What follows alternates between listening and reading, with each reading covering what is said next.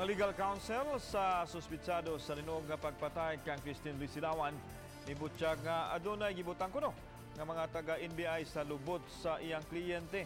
Hinungdan nga mitakdo ang DNA cross-matching sa biktima ug sa suspek. Siluan meron din na sa exclusive report.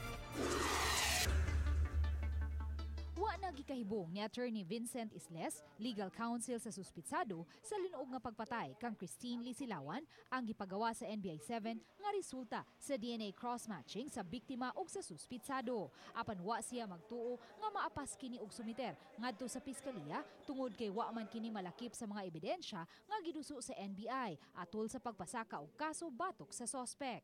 Doon ay disclosure ang akong witness nga samtang dito siya sa kaning kustodiya sa NBI gibutangag something ang iyang lubot o gisamaran siya sa ilawom sa iyang lubot, gikuhaan siya dugo. So I do not know, I'm not saying nga ilan ang gihimo-himo but everything could go. Alang kang Isles, kung tinuod man gani nga naapas kini pagduso sa NBI isip supplemental evidence, unfair kini alang sa iyang kliyente.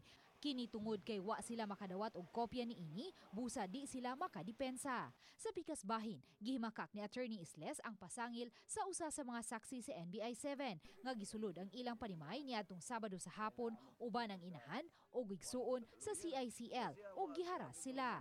Matod ni Isles, tinuod nga nagkaistorya sila sa usa sa mga saksi sa NBI-7 aron masuta kung unsa katinuod ang mga gilwatang pamahayag niini sa affidavit. Na mga silingan dito maka-witness nga way nahitabo nga trespass to dwelling, wala mi gipugngan nga musod, ako mismo wa ko musod.